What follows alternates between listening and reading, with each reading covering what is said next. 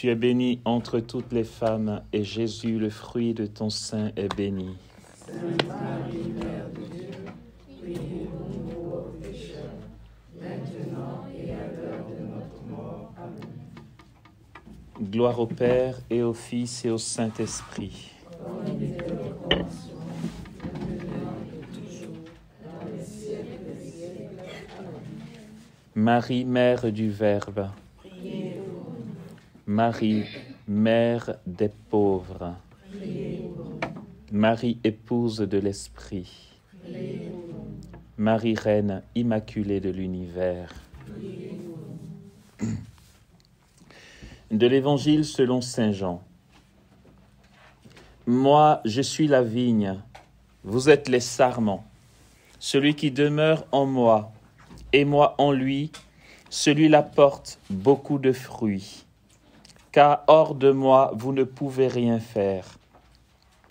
Si quelqu'un ne demeure pas en moi, il est jeté dehors comme le sarment et il se dessèche.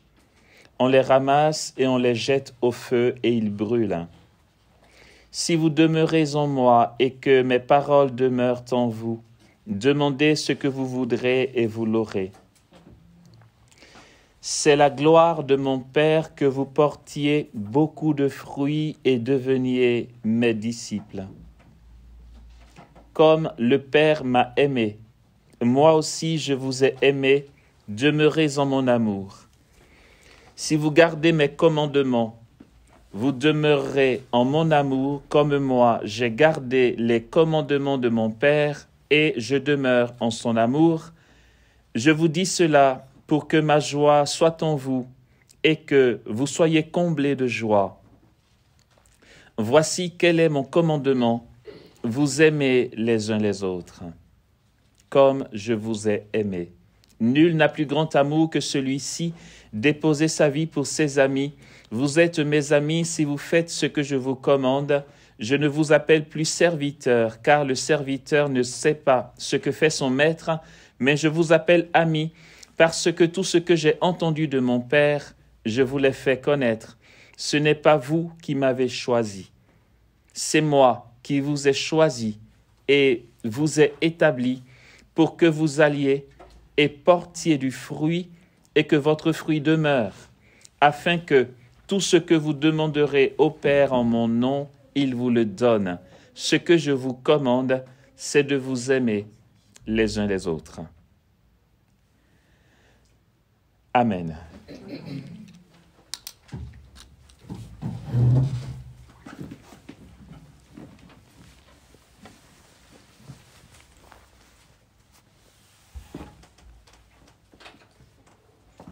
Il y a un aîné dans la foi que personnellement, je respecterai toujours. De toute façon, on est appelé à respecter tout être humain, mais il m'édifie beaucoup et quel que soit ce que l'avenir nous réserve, que la grâce me donne de toujours le respecter. C'est le Père Éric Norbert Abégan.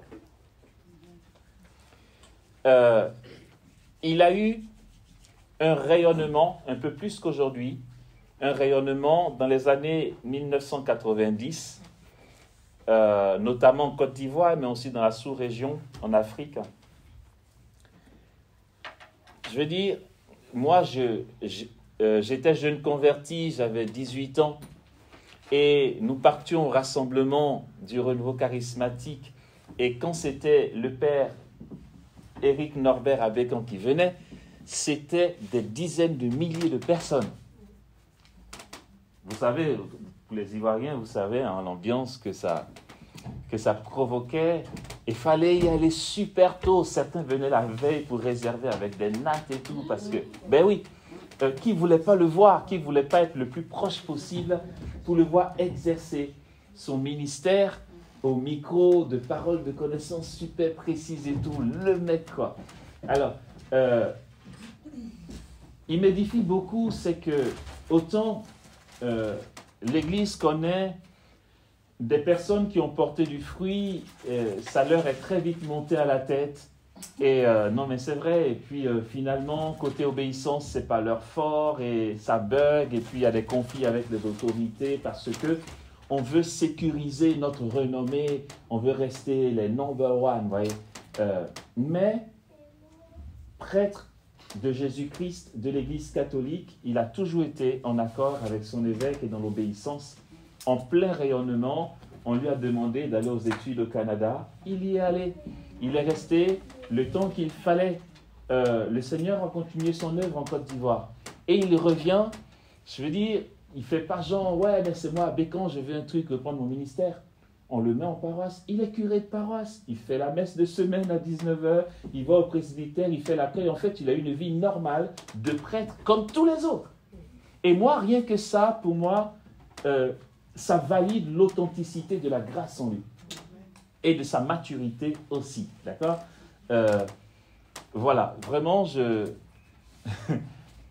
l'aime beaucoup, je le respecte beaucoup. Il reste à sa place. Sa petite phrase m'a beaucoup plu. Il a dit « Mon Dieu seul me suffit ». Et ça, c'est un témoignage. Je veux dire, au niveau charismatique, c'est un leader charismatique. Au niveau du témoignage de vie, c'est aussi un témoin de la vie chrétienne. Voilà, big respect. C'est que cet individu-là, en tant que jeune converti à 18 ans, c'est un renouveau charismatique. Vous savez, quand vous débarquez, il y a beaucoup de ménage à faire. Hein. Tout l'ivraie que Dieu a enlevé, c'est plein d'imperfections et d'ambition et tout. Mais j'aimais trop les charismatiques. Alors, à Bécan, c'était le must. Et je me disais, purée, quoi, ce mec, attends, il dort avec Dieu ou quoi? Mais comment il fait? Mais j'allais jusqu'à me dire, il n'est pas un peu sorcier par hasard. Non, non. Et puis, il a une manière d'être. C'est un monsieur qui est très vif. Il est très âgé, hein. Il a, je pense, 75 ans passés aujourd'hui, ou presque. Il a dépassé les 70 ans il y a longtemps. Mais tu le vois, on ne dirait pas. Il est toujours sportif, il va faire son sport, il est très vif. Du coup, quand tu le voyais exercer sur le podium, tu te disais, est-ce qu'il est comme nous? Parce qu'il a un regard, il a une manière d'être, une assurance, mais qui est naturelle, je pense. En plus du charisme que Dieu lui a donné, ça lui donne une assise. Et moi, j'étais là, jeune converti, 18 ans, je regarde le mec. J'ai dit, non, mais c'est quoi son truc? Son secret, c'est quoi là? Parce qu'en fait, soit il y a des élus, et puis c'est pas tout le monde, soit il y a un truc, quoi. C'est par quel chemin il est passé? Jusqu'à ce que la personne qui m'accompagnait spirituellement au renouveau charismatique, hein, qui était dans le même groupe de prière que moi, c'est quelqu'un qui est venu m'exhorter quand j'étais dans ma crise d'adolescence, alors que j'étais très loin de la foi. Il a été patient avec moi jusqu'à ce que Jésus fasse son travail. Du coup, quand j'étais au renouveau, je l'ai gardé comme accompagnateur spirituel. Et c'est lui qui me disait, fais oraison. Il m'a exhorté à faire oraison. Il dit, si tu veux être charismatique, fais oraison. Je dis, ah bon? Parce que lui, dans le groupe de prière, il recevait beaucoup de prophéties aussi. Et quand le groupe de prière finissait, quand on devait se voir, j'étais obligé de l'attendre parce qu'il y avait toujours des dames qui voulaient lui parler. Elles étaient assises comme ça. Et moi, ça me fascinait. Je dis, waouh, le mec, on veut le voir, quoi. Et moi, j'étais assis dans le coin à l'attendre. Et j'étais fasciné, j'admirais. Je dis, purée Seigneur, attends ma victoire. Oh mon Dieu. Et il me dit, je fais oraison. Je dis, ah ouais, d'accord. Il m'a appris les méthodes basiques d'oraison. Je me suis jeté à l'eau. J'ai commencé par 3 quarts d'heure, pas adoration, oraison, pas 3 quarts d'heure. J'ai tellement voulu forcer pour être charismatique que j'ai donné fort d'un coup. Il m'a dit, commence par 1 quart d'heure et puis tu augmenteras. Non, non, pour moi, j'étais trop impatient. Je veux les grâces tout de suite et maintenant. Donc, j'ai commencé par 3 quarts d'heure. Ça m'a donné des migraines un coup. Je me suis calmé, j'ai repris. Et puis, je l'ai espionné. Quand il partait à l'église, il faisait 2 heures d'oraison. Tous les jours. Alors moi, pour être sûr que je vais avoir des charismes, je faisais 4 heures.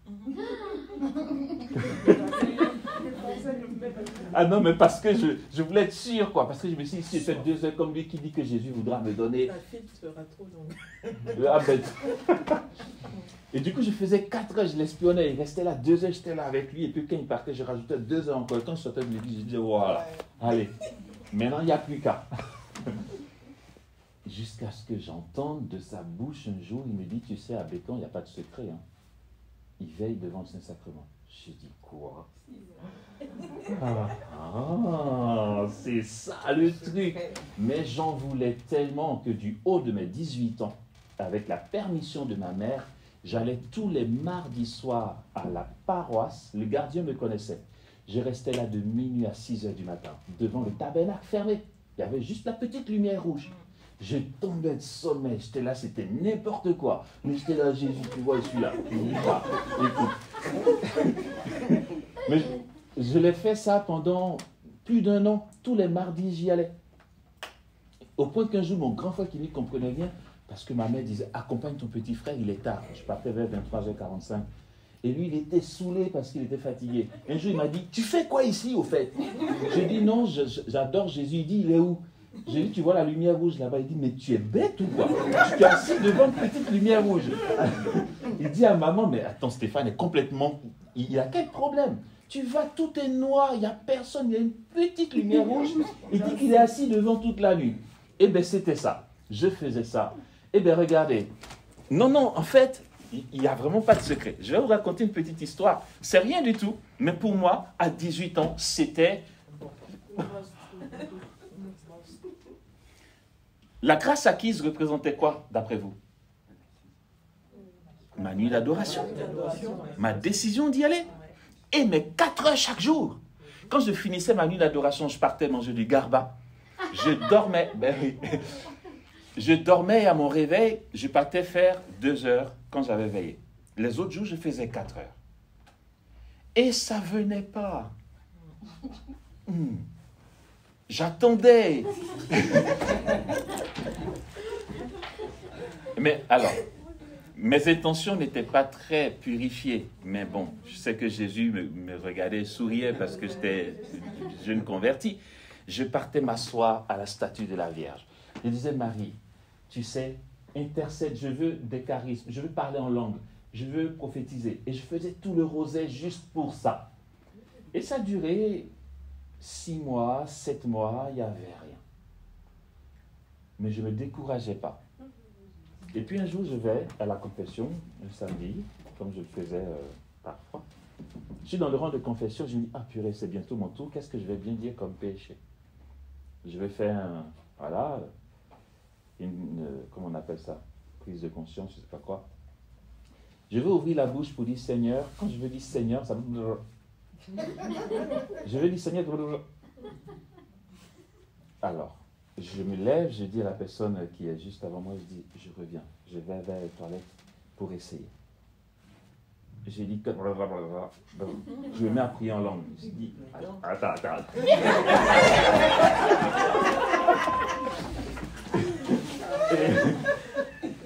Là, je mets bien au chaud, là, je dis, attends, on va voir ça.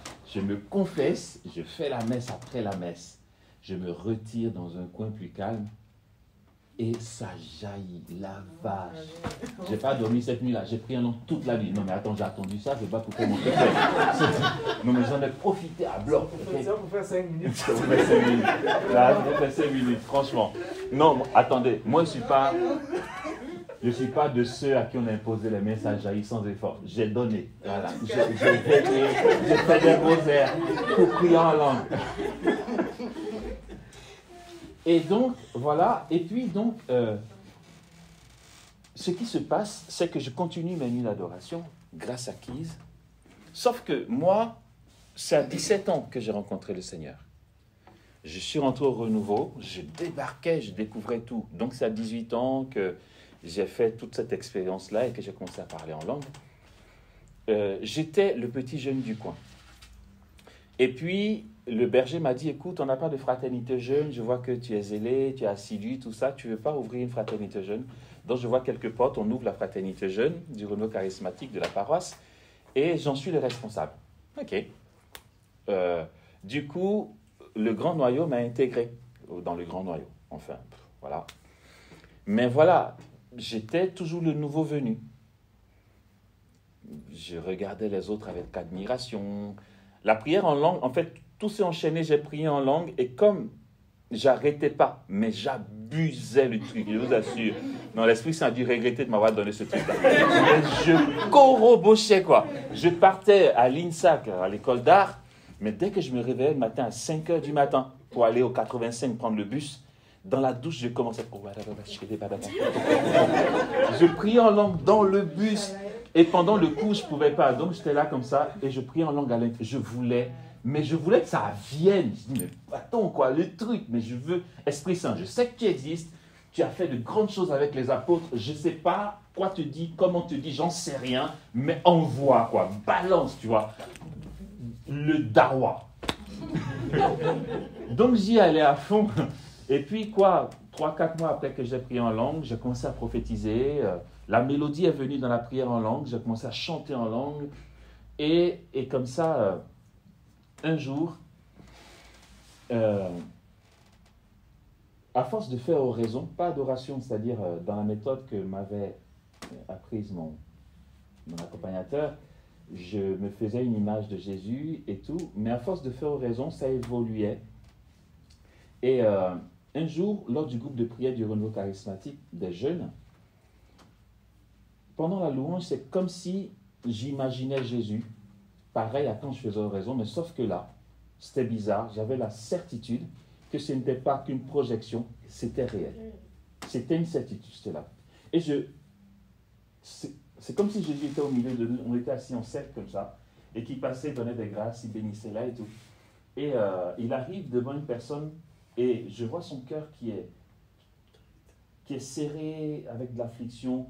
Jésus touche la personne et elle est consolée. Moi, j'ouvre les yeux, en fait, je dis, waouh, c'est fort ça. Et puis cette conviction s'amplifiait. Du coup, très pauvrement, avec peur de me tromper, j'ai l'impression qu'il y a une personne qui est arrivée le cœur lourd. À tel moment de la louange précisément, tu as senti une consolation, tout ça. Dans ce que je percevais, je voyais qui c'était, parce que je sentais le mouvement de Jésus et où il était arrivé. Du coup, je pouvais savoir qui c'était. Mais je n'allais pas risquer. Je préférais dire en gros. Pour que quelqu'un, même si ce n'est pas elle, qu'une autre personne lève le doigt, au moins je serai sauvé. Et puis, c'est la personne qui lève la main. Moi, j'étais là, waouh, trop fort. Et puis, comme ça, petitement. Et ce qui m'a encouragé après à donner plus ici, après l'événement que je vais raconter, j'ai redoublé. Ça veut dire, les 4 heures sont passées à 10 heures. J'avais 18 ans. Je l'ai fait pendant 2 mois. Et mon accompagnateur spirituel a dit, tu aimes Jésus, aime aussi tes frères. Tu es responsable d'un groupe de prière, ils veulent te voir, tu n'es jamais là. Fais 5 heures le matin et sois disponible l'après-midi. C'est comme ça que j'ai baissé. Mais je vais vous dire pourquoi je suis passé à 10 heures, parce que c'était trop ouf. Petit jeune du renouveau, je suis dans le noyau, mais toujours, oui, tu dis au berger, ouais, tonton, oui, d'accord. Et là, le berger me dit, écoute, il y a la cathédrale Saint-André de Yopougon qui a leur effusion du Saint-Esprit et demande les autres membres du noyau en renfort pour imposer les mains, parce que dans le temps, le renouveau charismatique, c'était des paroisses pleines. Nous y sommes allés à la cathédrale Saint-André. Je suis parti avec les membres du noyau. Et il y avait du monde jusque dans la cour, tout ça. On avait des places réservées pour ceux qui venaient d'ailleurs. L'effusion a eu lieu, c'était toute une veillée. Et puis, au petit matin, vers 6 heures, il y a eu la messe.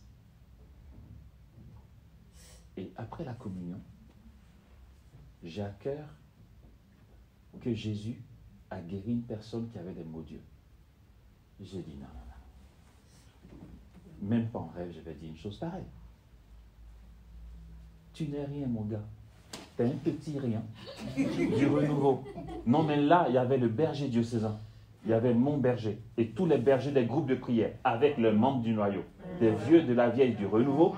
Tu viens d'où pour oser dire que tu as reçu une prophétie? Et puis je me disais, de toute façon, c'est pas comme s'ils n'ont pas reçu. S'ils ne disent rien, ah non, mais forcément ils ont reçu, parce que si moi j'ai reçu moi le rien, c'est que forcément eux ils ont reçu plus. Donc mon gars, tais-toi, s'ils n'ont rien dit, c'est qu'il ne faut pas le dire. Mais je ne pouvais pas, je me dis, c'est pas normal qu'ils aient reçu et qu'ils ne disent pas. Donc je dis, je ne dis pas. C'est après la communion, je suis assis près de mon berger. Mais ça me... J'arrive pas à contenir, ça me fatigue. Le truc, je me dis, bon, j'en parle à mon berger. Et forcément, il me dira, écoute, petit, d'accord, laisse tomber. Parce que franchement, attends, c'est bondé de bon monde, ok? De beau monde. Des bergers, des prédicateurs, des machins. Tu as 18 ans et demi. Donc, je lui dis, et là, il me dit, ben dis-le. J'ai dit, mais comment ça? Il dit, mais tu vas au micro, tu dis. J'ai dit, mais je ne sais pas si c'est vrai. Il dit, mais tu sauras si tu dis. L'angoisse a commencé à monter. Il a été dire à la MC, j'ai mon petit là, qui a reçu une parole de connaissance. Dans le temps, les paroles de connaissance, laisse tomber, c'était... Alors, elle dit, d'accord, je lui ferai signe. Je suis assis là, et là, c'est l'exemple type de ce que je disais. Le manque d'audace, c'est l'orgueil. J'aurais voulu qu'ils oublient, parce que je ne voulais pas me taper la honte. Il y avait des milliers de personnes. C'était plein avec des bâches dehors et tout. J'étais traumatisé. J'étais angoissé. Mon cœur battait à tout rompre. Je me suis dit, j'espère qu'elle va oublier de me faire signe. Parce que franchement, c'était trop chaud. Elle fait les annonces, tout ça. Et puis elle dit, on a un frère qui a reçu une parole. Et là, elle me regarde, elle me fait ça. J'ai dit, Jésus, même si tu n'as rien fait, invente. Invente un truc. En temps, j'avais reçu une deuxième parole. La deuxième parole, c'était un monsieur qui ne croit pas en Dieu, à qui sa femme a dit qu'elle va à la veillée. Il n'en était pas sûr. Pourquoi tu vas découcher, en fait? Sous prétexte que tu vas prier. Et il est venu avec elle. J'avais reçu cette deuxième parole après, mais au cours de la veillée, le Seigneur l'a touché et il a commencé à pleurer pendant la messe. Mais j'avais tout ça. Donc, entre celle qui est guérie des yeux et le gars qui est converti, celui qui est converti, c'est peut-être un peu plus probable que guérison Dieu, quoi. Alors, je monte sur le podium avec la dame à côté, tout petit, frêle, très intimidé. Et tous les yeux sont rivés. Alors, je commence par la parole qui semble plus probable. J'ai dit, il y a un monsieur ici, enfin je lui explique, et je dis, si tu te reconnais, fais signe. Là, tu as toutes les têtes qui font. On cherche. Point de monsieur. Je suis mal. La dame prend le micro et dit, ne soyez pas gênés, tout ça, machin. Elle insiste un peu. Personne ne réagit. C'est le cœur qui tombe dans mon ventre. Et là, elle me dit, écoute, c'est pas grave. J'ai dit oui, oui. Et je ne sais pas pourquoi je lui ai dit, mais j'ai une deuxième parole. Elle dit, ok, vas-y. J'ai dit, il y a une dame qui est assise de ce côté-là de l'assemblée. Tu avais du mal à voir. Tu portais des loupes. Au moment de la communion, tu as eu des picotements. Tes larmes ont commencé à couler. Là, tu vois clairement. Si tu te reconnais, fais-nous signe. À l'instant, elle a bondi. C'est moi! Toute l'assemblée acclamait. J'étais là. Non, mais...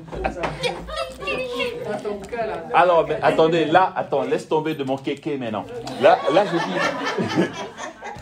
J'ai dit, ben écoutez, en fait, là, il se fait tard, le Seigneur a fait bien d'autres choses, mais on ne pourra pas tout dire.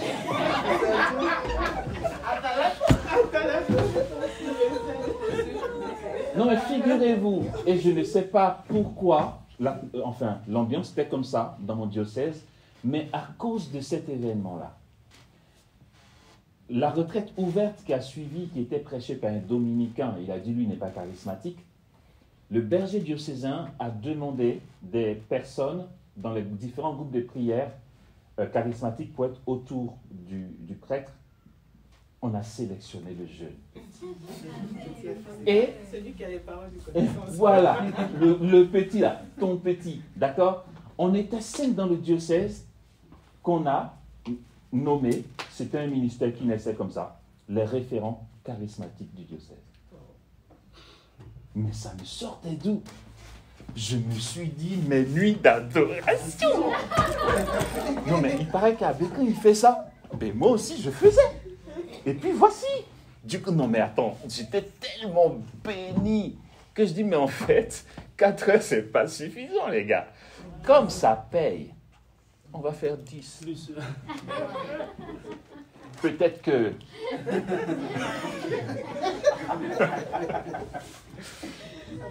Non, mais voilà. En fait, j'ai commencé à faire 10 heures d'oraison. J'ai commencé à 6 heures jusqu'à 11 heures. Je partais manger. Je revenais à 14 heures jusqu'à 19 heures.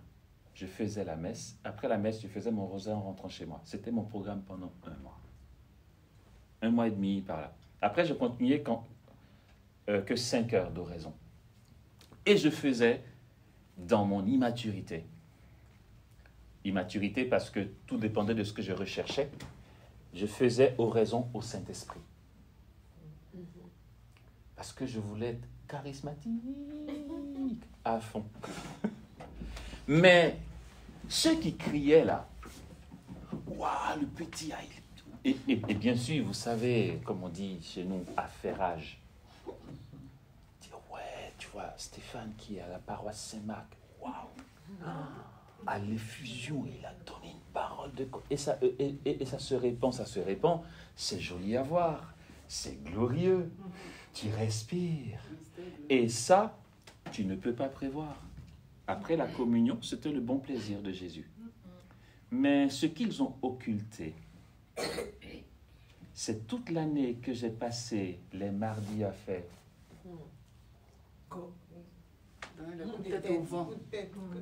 Mais en fait, la grâce acquise, c'est à ça que ça ressemble. C'est galère.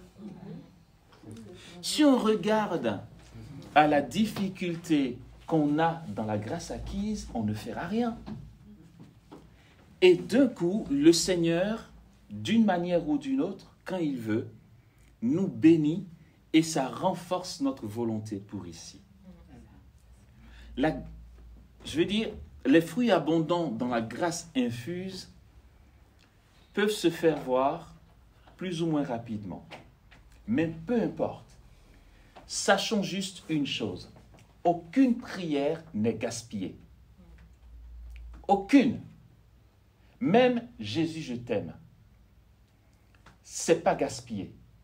Les prières que nous avons formulées, les neuvaines que nous avons faites, les demandes de messe qui nous ont semblé sans effet, n'ont fait que nous sembler sans effet. En théologie spirituelle, il est dit que toute prière du peuple de Dieu s'accumule dans la personne du Christ et il en dispose dans sa souveraineté comme il l'entend. Aucune prière n'est gaspillée. Jésus ne va pas dire « Oh, il a prié, mais bon, ça ne m'intéresse pas, on laisse tomber. » Non. Chaque fois que tu t'adresses à lui, même si c'est une prière maladroite, il en tient compte. La prière n'est pas possible si ce n'est pas l'Esprit Saint qui te rend apte à la formuler. Jésus est présent dans ton cœur. Tout ce que tu vis, il le vit. Il est plus intime à toi-même que toi-même. Donc, la prière que tu formules, qui vient de ton cœur, il en tient forcément compte.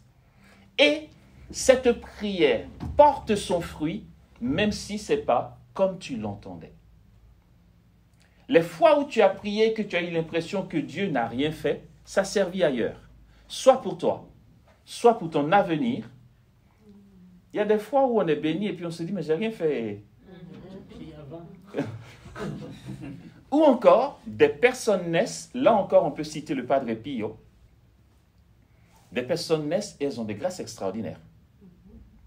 Padre Pio, depuis qu'il est petit, en fait, il voyait la Sainte Vierge, il voyait les anges, et il ne trouvait pas ça extraordinaire parce qu'il pensait que tout le monde voyait pareil.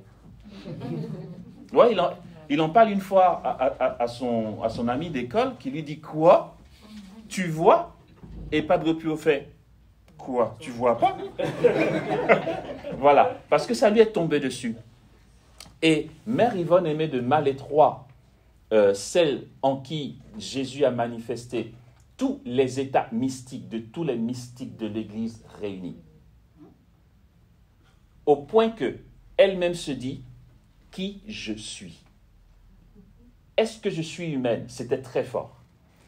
Son évêque a fini par demander au père de la Butte, ouais, qui a écrit la biographie de Yvonne Aimée, il lui a dit, je réfléchis, l'évêque lui dit, je réfléchis beaucoup, je médite beaucoup sur la vie de cette sœur religieuse, parce que elle est une question pour moi, par conséquent pour l'Église. D'où lui sont venues toutes ces grâces. L'évêque a mené sa petite enquête, tranquillement, mais il posait des questions à l'occasion, quand il pouvait. Et vous savez ce qu'il a dit au père Labutte? Il dit, je pense que ce n'est pas anodin, parce que j'ai découvert qu'elle avait sa grand-mère qui ne respirait que de rosaire. Chaque jour, elle n'arrêtait pas de faire des Ave Maria en longueur de journée, qui elle-même est morte dans sa vieillesse sans rien d'extraordinaire. Aucune prière n'est gaspillée, même si ce n'est pas nous, nos enfants, nos petits-enfants, pouf, ça va rejaillir, d'accord? Donc, la grâce acquise, c'est tout ce qu'on a commencé à dire depuis qu'on parle, c'est décider d'aller le plus loin que nous pouvons par une décision. La prière, je le redis, n'est pas pour nous satisfaire, elle est dépossession de nous-mêmes pour nous mettre à la disposition du Seigneur. Si nous voulons que la prière fasse guili-guili, ce n'est pas ici. Ici, ça ne fait pas guili-guili. Ici, c'est ma décision, mon programme et tout. On dit la cloche sonne et puis là tu dis purée quoi. Mais qui m'a envoyé? À la communauté des béatitudes, mais je me suis efforcé de continuer ça. Quand je suis rentré à la communauté des béatitudes, après quelques années où on m'a interdit de faire ça, ça m'a été redonné par permission des responsables. Donc j'avais pour le coup, quand j'étais religieux ou même avant, 2 nuits d'adoration par semaine, du lundi au dimanche, non, du dimanche au lundi, et de jeudi à vendredi. Je vous assure, je mettais mon réveil à 23h30 pour être à la chapelle à minuit pile. Donc je m'efforçais dimanche, comme c'était quartier libre, de me coucher au plus tard à 20h30. Quand le réveil sonnait, j'avais envie de fracasser mon réveil. Là, tu te lèves, tu ouvres les yeux, tu dis, d'accord, tu appuies, tu dis, je pose un peu la tête. Et puis, il arrive des fois où tu es tellement claqué que tu sursautes. Et quand tu regardes, il est minuit 20. Oh, j'ai perdu 20 minutes. Tu bondis, tu te laves le visage, tu descends, tu vas à la chapelle. Ça caille parce que c'était en Bretagne. Tu mets ta cape, tu t'emballes, tu es seul dans la chapelle, tout le monde dort. Tu exposes Jésus et tu es là. Ouais. Ah, tiens, tu étais là, tu as vu la prédication d'abord, c'était fort. Ouais. C'est ça en fait. Le reste, ça ne dépend pas de nous. Ça ne dépend pas de nous. La grâce infuse, mais c'est vraiment Dieu fait ou pas. Dans mon diocèse à Dax, dans le sud-ouest, il y a l'exorciste qui m'avait invité pour une prière de guérison. Il connaissait une dame que je connais, qui m'a dit, qu'en fait, quand tu pars en Côte d'Ivoire, tu fais des missions, tu constates des guérisons, tout ça, est-ce que tu veux bien venir animer? Si la date correspond, oui, il n'y a pas de raison que je ne vienne pas. Et puis, ben, la date correspondait, on a pris rendez-vous, sauf que plus ça approchait, plus il flippait. Il m'a fait venir dans son bureau, il m'a dit, tu crois que ça va marcher? Je dis, je ne sais pas. Mais je ne sais pas. Tu veux que je te dise quoi? Si Dieu ne fait pas, ça ne se fait pas. Hein. Je ne peux pas programmer. Ici, je peux programmer, mettre mon réveil. Ici, non. Dieu fait ou il ne fait pas. Mais ça te dispose, au cas où il veut faire, il y a un passage. Or, c'est très rare qu'il ne veuille pas faire. Il arrive qu'il le fasse quand même en le cachant à tes yeux. C'est une éducation, une pédagogie divine pour que tu grandisses dans l'humilité. Parfois, il fait, c'est puissant, mais tu ne sais pas. Il y a des fois où tu es devant et tu dis, purée, qu'est-ce que c'est catastrophique aujourd'hui. Je ne trouve pas mes mots. Il y a deux paroles de connaissance confirmées sur 15. Tu dis, oh là, catastrophe. Tu repars malheureux. Et puis, une fois que tu as fini de déguster toute ta souffrance intérieure d'orgueil, les gens viennent, ah ouais, tu sais, la dernière fois quand tu as parlé de celui qui avait la paire de chaussettes rouges, c'était moi. Ouais, d'accord, t'es pas venu, quoi. Tu m'as laissé souffrir. Mais Jésus fait toujours, ok? Il fait toujours, et plus nous serons aptes, plus nous constaterons. D'accord? Alors, dans ces grâces, dans la grâce acquise, je nous exhorte, avant donc d'évoluer, je nous exhorte, chacun, chez lui, personnellement, devant son Jésus, peut s'asseoir et voir ce qu'il peut donner. Il n'y a qu'à faire comme une quête. On met le panier, chacun met ce qu'il veut donner. J'ai appris, il n'y a pas longtemps, je ne sais pas pourquoi j'y ai jamais pensé. On dit, fais une offrande au bon Dieu. On pense toujours aux sous. Je suis tellement mal organisé que c'est très souvent que je me dis, j'ai pas beaucoup de temps. J'ai pas beaucoup de temps. Parce qu'il y a plein de choses, tu es dans un engrenage et tout. Et je dis, ah mais Seigneur, je vais te faire don du temps que je n'ai pas. Voilà. C'est clair que ce soir, par exemple, j'ai une commande à livrer. Je ne suis pas sûr d'y arriver si je ne commence pas maintenant, mais tant pis. Le temps que je n'ai pas, je t'en fais don. Mon offrande au bon Dieu, ce n'est pas toujours l'argent. Qu'est-ce que tu veux qu'il fasse avec ton argent?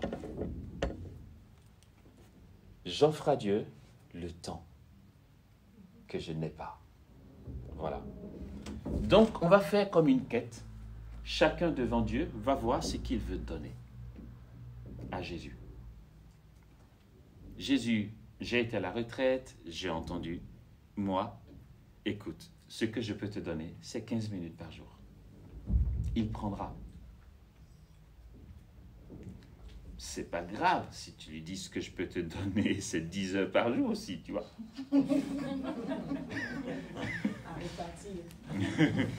C'est pas grave. Non, mais je sais pas trop comment le dire. Vous savez, oui, je puis le dire, je suis béni. Je suis comblé par mes frères et sœurs. Regardez, j'ai parlé du parcours Je veux voir Dieu. 12 fois 30 heures d'adoration. Quand on en a parlé, quand je l'ai proposé aux membres de l'équipe, on a tous choisi, chacun disait ce qu'il en pense et tout. Tout le monde était unanime pour le principe, c'est juste que certains disaient 2 fois par mois, c'est beaucoup, 30 heures quand même. Pourquoi tu ne fais pas 1 fois par mois, à la rigueur, plutôt que 2? Parce que ça va être lourd. J'ai répondu, celui qu'on va adorer n'est pas une chose, c'est une personne vivante. On n'a rien à lui prouver, c'est lui qui nous fait prier. Il est assez puissant pour nous maintenir. Amen. C'était un challenge. Et même quand on en a parlé, quand j'ai expliqué le principe et qu'on a mis sur Facebook, j'étais sûr qu'il n'y aurait pas de volontaires. À Abidjan, vous avez une centaine de personnes en attente. Parce qu'on ne prend pas plus de 10. Il faut que ce soit bien cadré. Donc, les 10 premiers font 6 mois. Si tu n'as pas été pris, tu attends les 6 prochains mois. Et ceux qui n'ont pas été pris pour la deuxième fois attendent 1 an, en fait. Et il y a tout ce monde-là qui attend. Le challenge, c'était d'avoir un centre, comme ici. Un centre qui nous accueille 2 fois par mois pendant 6 mois, gratuitement. C'est comme si vous venez faire une retraite vendredi, dimanche ici, mais c'est gratuit. Et puis 2 fois par mois, il ne faut pas abuser quand même les gars, pendant 6 mois. Mais quand les 6 mois sont finis, c'est juste la première équipe qui part. On aimerait encore parce qu'il y a une nouvelle équipe. Donc là, si Jésus voulait, ça allait se faire. Et puis, ben, ça s'est fait.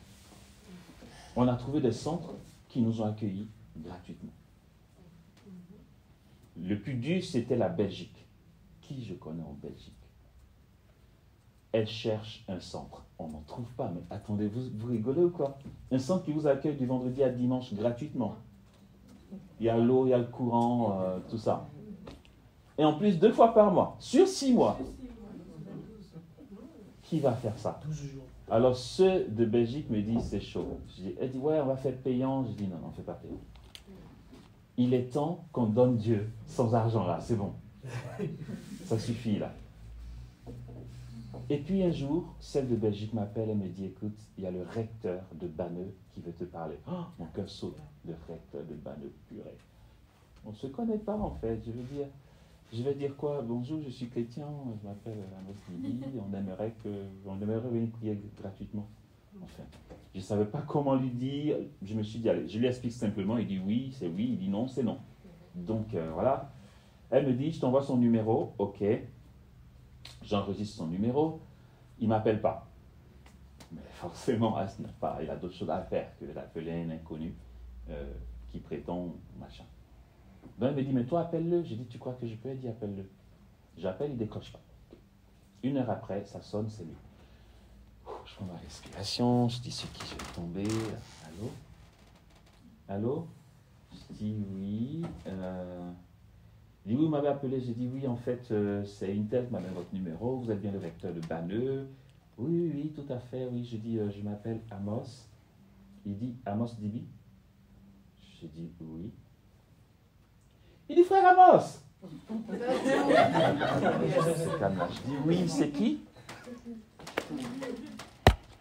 Il dit, mais c'est Roger Marie, un frère de la communauté Saint-Jean, avec qui j'ai animé une retraite en Allemagne. Il est recteur du sentier de Banneux.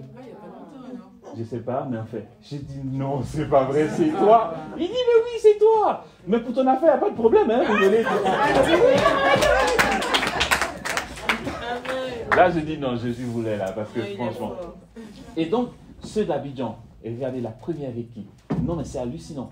Ils ont 2 fois 30 heures dans le mois. Franchement, rationnellement, on se dit, quand le premier week-end finit, ils se disent, on va souffler pendant 2 semaines. On espère que la deuxième semaine, le deuxième week-end ne viendra pas tôt. Vous savez ce qu'ils faisaient? Entre les 2 week-ends, chacun s'organisait pour aller dans sa paroisse. Ils avaient un groupe WhatsApp. Le gars, il s'assoit devant Jésus, il se fait un selfie avec Jésus derrière lui. Il met dans le groupe en disant, je suis assis ici depuis 6 heures, je vais me lever à 18 heures. Il le met dans le groupe. Les autres sont jaloux. Quoi? Tu as fait ça? Et puis du coup, ça devient un jeu pour eux. Chacun veut montrer qu'il a fait plus d'heures d'adoration. J'ai dit, mais pourquoi il ne profite pas de l'intervalle des 2 semaines pour se reposer un peu? Non! Et ce qu'ils disent, c'est que les week-ends où il n'y a pas le parcours, ils sentent un vide. Ils ont fini leurs 6 mois, et bien ils ont gardé le contact, ils se font appeler les Christophores.